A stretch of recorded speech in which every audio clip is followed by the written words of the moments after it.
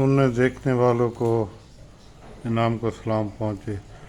दोस्तों, आज हम इल्म गैब के बारे में बात करेंगे। बहुत सारी कन्फ्यूजन, बहुत सारी चीज़ें वो वाज़ेह हो जाएंगी। इल्मुल गैब क्या है?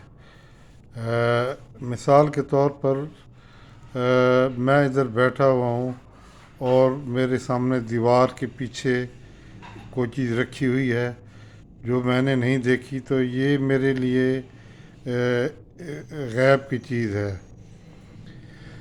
गैब की तारीख अगर आप करें कि जो चीज़ मेरे इल्म में नहीं है वो मेरे लिए गैब है, वो मेरे लिए गैब है। उसका जानना ये इल्मुल गैब है। मिसाल के तौर पर 2 + 2 अगर आप नहीं जानते तो ये जो 2 + 2 आपके लिए गैब है। इसी तरह आप इसको आगे लेकर चलें। जितना आपका इल्म अल्लाह ताला बढ़ाते हैं, आपसे गैब के पर्दे हटने लगते हैं। ये तो एक मैंने मिसाल दी थी।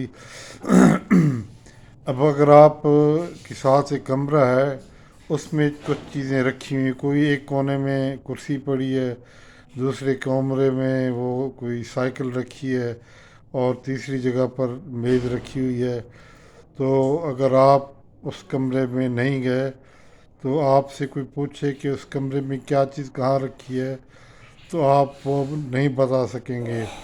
तो आपके लिए वो गैब में है चीज़। तो जो आदमी उस कमरे से होकर आया है वो आपको बताएगा कि शुमाली कोने में ये रखा है, जनूबी कोने में ये, दरमियान में, या जो जो चीज़ें हैं वो आपको बताएगा।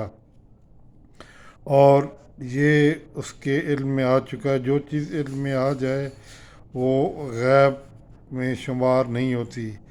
इसी तरह अल्लाह ताला फरमाते हैं कि गैब का इल्म ये सिर्फ़ मेरे पास है, और जितनी चीज़ें वो बताते हैं वो अल्लाह ताला की मंशा पर मुनहसर है। अब आप ये देखें कि आज से 100 साल 50 साल पहले हम जितनी साइंस अब जानते हैं वो हमारे लिए गैब में थी।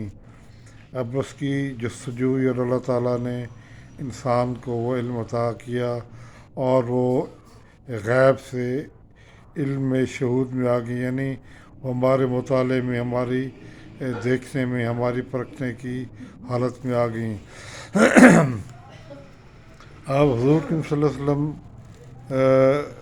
की बहुत सारी अहादीस हैं जिनमें आपको जन्नत के मुतल्लिक़ चीज़ें दिखाई गई, दोज़ख की चीज़ें दिखाई गई, और इसी तरह आलम अरवाह में और सब चीज़ों का आपको मुशाहिदा कराया गया, सातों आसमानों का। तो वो आपको, आपके लिए वो गैब नहीं है, वो आपके इल्म में आ चुका है।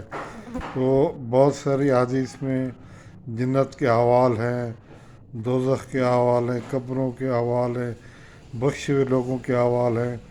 तो ये इल्म जो अल्लाह ताला अता फरमाते हैं वो गैब के पर्दे हटा दिए जाते हैं और आपके मुशाहदे में आते हैं। जैसे किसी आदमी ने कमरे की चीज़ें देख लीं तो उसको पता चल गया कि इस कमरे में क्या। इसी तरह जिन हस्तियों को वो चीज़ें दिखाई जाती हैं जो किसी का और के इल्म में नहीं है, तो ये कहा जाता है कि उन्हें इल्म का, गैब का इल्म अता किया गया है।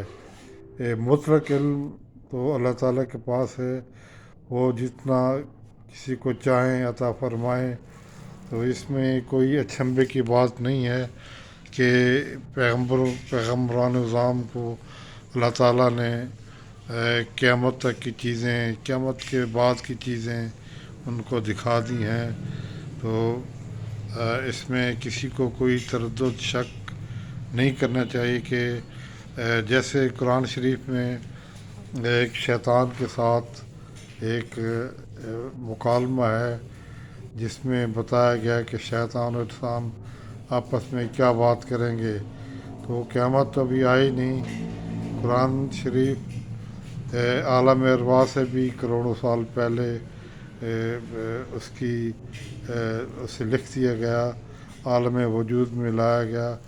تو قیامت آنے والی ہے، وہ کب آئے گی کسی کو معلوم نہیں، لیکن اس کے جو انسان اور شیطان کے درمیان بات چیت ہے وہ بتا دی گئی۔ شیطان جیسے انسان کو کہے گا کہ میں نے اسے نہیں شرک سکھایا تھا، بلکہ یہ خود ہی اس نے پسند کیا وہ راستہ، اور وہ کہے گا کہ نہ میں تمہاری فریاد رسی کر سکتا ہوں، نہ تم میری فریاد رسی کر سکتے ہو، اور ہمارا تمہارا ٹھکانہ جہنم ہے۔